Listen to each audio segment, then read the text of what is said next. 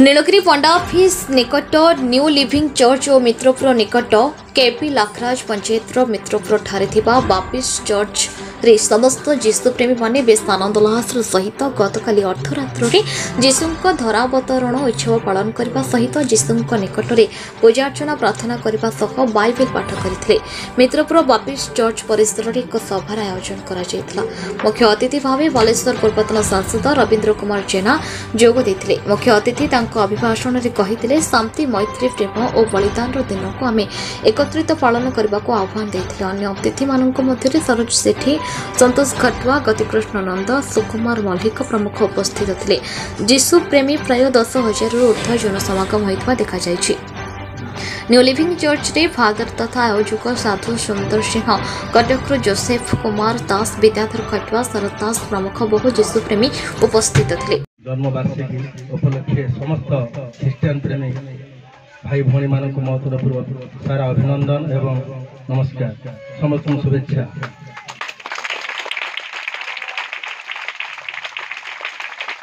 नूतन वर्ष 2024 आम अल्प दिन 5-6 दिन पर नवा वर्ष पाइबा, तेणु आगुआ समस्त को अभिनंदन जनाऊँ। नूतन वर्ष समस्त प्रभु सुख समृद्धि और आपण निरोग करूँ, सुख समृद्धि करूँ, यह प्रभु विशुक पाखे मो तरफ प्रार्थना करुँच। जहा बहुत खुशी लगे ये आसवा। मो प्रभु जीशु विषय बेस ज्ञान ना, किंतु एति कहबी ये प्रभु धरावतरण करते प्रेम, समस्त को प्रेम बांटा। प्रेमर अर्थ है आम समस्ते समस्त को भल पाइबा, विश्वास नवा, समस्त सहयोग करवा, यह ही प्रेम।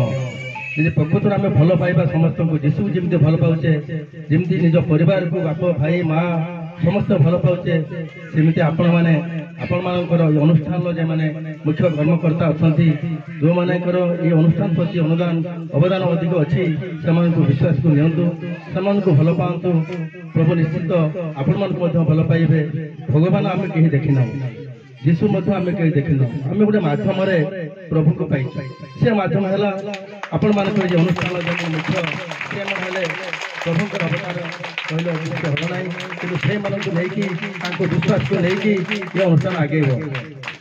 तेणु आम प्रत्येक वर्ष ये आसुचु, बहुत सौभाग्य कथा। प्रभुंर कृपा निश्चित आम प्रति अच्छी, नहेले आम आस पहुँची पारतु ना। जहाँ ये तो चर्च है, आवश्यक अच्छी रास्ता आवश्यक अच्छी। मानवर चेयरमैन अच्छा बापी बाबू, अंबिका भाज आम चेयरमैन, प्रतिनिधि स्वामी, से मत बहुत। मो ना आचार्य साधु सुंदर सिंह, आ मु नीलगिरी 11 नंबर वार्ड रे रुहे, न्यू लिविंग चर्च प्रतिष्ठाता। आज प्रकृत में बड़ दिन पालिबार उद्देश्य है, आज यहीपरि एक दिन सारा पृथ्वी यही दिवस को प्रतिपालन करुँच। कारण जब प्रभु जीशु जगत को आसिले से दिन ठारू ही तारीख आरंभ है, जहाँकि ख्रीष्टपूर्व और ख्रीष्टाब्द बोलिकी जहाँकि हम BC और AC देखुचु, से प्रभु जीशु ना रे ये तारीख आरंभ है। एवं जीशुंकर आसबार मेन मकसद है, मुख्य है जे ये मानव समाज एक सहारा खोजुले, कौटे शांति अच्छी, कौटे मुक्ति अच्छी, किए ताको सहारा देवे। से निजे स्वयं परमेश्वर अपना पुत्र नररूपी नारायण ही जगत को आसिले प्रभु जीशु नाम रे, एवं से ए मानव समाज पाए जीवन को बलिदान दे आ से पुनरुत्थान हेले एवं मानव समाज को रक्षा कले एवं धार्मिक गणित करी स्वर्ग को जावाई रास्ता करदे। से आज से दिन जो दिन कि जन्म ग्रहण करते 2023 बेथलीहिम रे, जे कि आमर एशिया महादेश ही जन्म ग्रहण करते। से दिन को आम ख्रीष्ट जयंती रूपे प्रभु जीशुंकर गौरव पाई से दिन को मन पकई आम ए दिन को आम प्रतिपालन करुचु। आज कार्यक्रम रही प्रभुंकर दास आछंती कटकरू जोसेफ कुमार दास, आ से प्रभुंकर वाक्य देकी आमको प्रवचन देकी कड़े ने जीशुंक जन्म विषय कहे और जीशु कहीं जन्म हेले कौन हेले मनुष्य मान से समस्त विषय से पुंखानुपुंख कहे। और तत्संगे आम कि प्रभु जीशुंकर पत्रिका भी रखीचु, समस्त को गोटे गोटे देवु। तत्संगे न्यू टेस्टमेंट भी अच्छी, तांकु भी गोटे गोटे दान करूँ। तत्संगे आम खाइबा बंदोबस्त कराई, अनेक लोक मैंने जे कि आमको स्पॉन्सर करिसेंती, साहाय्य करिसेंती नीलगिरी बासिंदा माने। ए नीलगिरी बासिंदा मानकर साहाय्य रे एई भलो प्रोग्राम टा आमे करि पारुछु। धन्यवाद। मो ना श्री जॉन जोसेफ दास।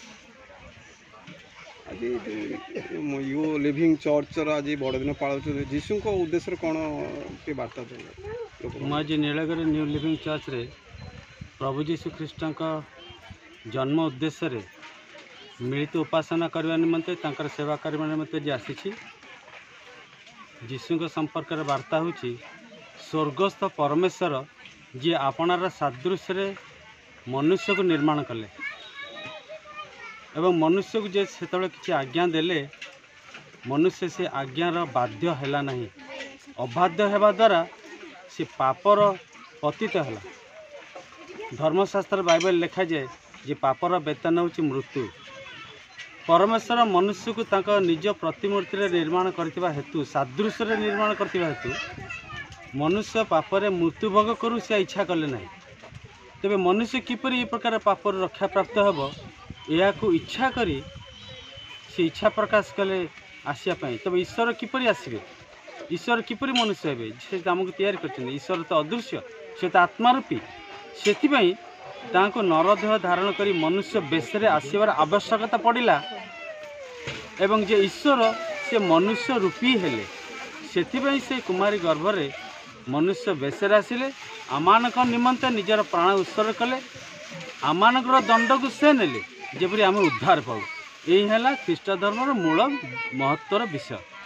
से आज आम आसीचु उद्देश्य होची समस्ते रक्षा प्राप्त हूँ समस्ते आशीर्वाद अधिकारी हूँ समस्ते से नूतन स्थान में प्रवेश करूँ जो स्थान ईश्वर आम निमंते प्रभु जीशु ख्रीष्ट द्वारा स्थिरीकृत करिसेंती जो स्थान में रोग नहीं कि शोक नहीं क्रंदन नहीं कि मृत्यु नहीं आमर जो उद्देश्य होची समस्ते यहीपरि एक सुरम स्थान में प्रवेश करूँ आशीर्वाद अधिकारी हूँ यही उद्देश्य मजे आज बड़दिन प्रभु जीशु कृष्ण जन्मदिन मित्रपुर पालन कराऊँच खाली एठी नुहे समग्र पृथ्वी विभिन्न देश में पालन कराऊँच जाति धर्म वर्ण निर्विशेष समस्त संप्रदाय ये बड़दिन को पालन करती ये हूँ शांति मैत्री और त्यागर दिन। आज आम समस्ते मित्रपुर एकत्रित होचु प्रभु जीशु कृष्ण जन्मदिन पालन करने और आम समाज प्रति शांति मैत्री दया और प्रेम वार्ता देवाई। आज ख्रीष्ट जन्मोत्सव मो हार्दिक अभिनंदन ज्ञापन करुँची। मो पालक बिंबाधर बड़सेट मित्रपुर बाप्टिस्ट मंडली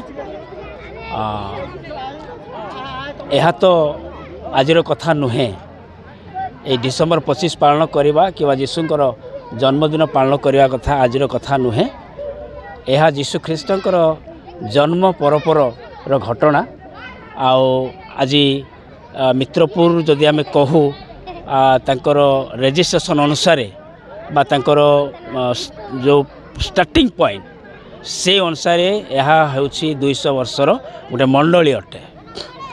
तेबे ए 200 वर्ष जाक ए प्रकार भाव से माने हल्का फल्का ए प्रकार भाव पालन कर आसुँच। आज आम समस्ते आपण मान गहन पालन करुचु जे प्रभु जीशु ख्रीष्ट ए पृथ्वी रे जन्मग्रहण करिसंती एवं विशेषकर तांकर मुख्य उद्देश्य थिला परित्राण साधन करवा आ से परित्राण साधन कारी बोली आमे तांको विश्वास करूँ एवं तांको उद्देश्य रे तांकर जन्म उत्सव को आमे स्मरण करूँ बा पालन मध्य करूँ।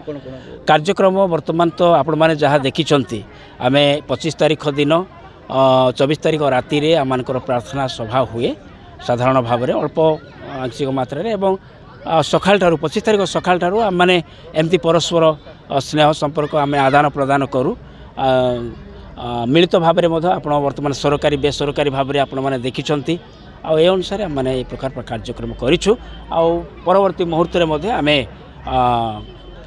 आहरी आमर मांडलिक उपासना अच्छी मांडलिक उपासना आम कार्य करूँ आ कार्यक्रम आमर सप्ताह धारी बा सप्ताहव्यापी आम मैंने कार्य को आम पालन कर। धन्यवाद। हाँ भाई आपको नाम मो नाम मोजेस मल्लिक मु मित्रपुर बाप्टिस्ट चर्च जड़े सदस्य। आज जीशु जन्मदिन केमती कौन पालन करें अवसर कौन कौन कार्यक्रम होती आज ये कार्यक्रम आम मंडली में प्रत्येक वर्ष डिसेम्बर मास 25 तारीख दिन अनुष्ठित हुए। आपण मैंने जानी जे डिसेम्बर 25 हूँ जीशु ख्रीष्ट जन्मदिन यह विश्वव्यापी पालन कराए सहित आम मित्रपुर मंडली भी बहुत धूमधाम यहाँ पालन कराए। आम प्रत्येक वर्ष এই অঞ্চলবাসী पूरा पंचायत सारा लोक आम डाकू और से आम सहित आसते एकत्रित हुए और से खाती ये मौजा मौज मस्ती हुए मीटिंग हुए और वाक्य दि जाए से शुणती और बहुत खुशी से जाती यहाँ आपणकर डिसेम्बर 25 आरंभ हो जनवरी 1 तारिख पर्यंत नुआ वर्ष कार्यक्रम आमर ये सरे आज बर्तमान 5टा बेले आम चर्च सर्विस आरंभ हो 5टा रू 7टा पर्यंत आम चर्च सर्विस हुए आमर आसुच्च मुख्य वक्ता से कटक से आज आम को जीशु जन्म विषय रे आम को वक्तव्य देवे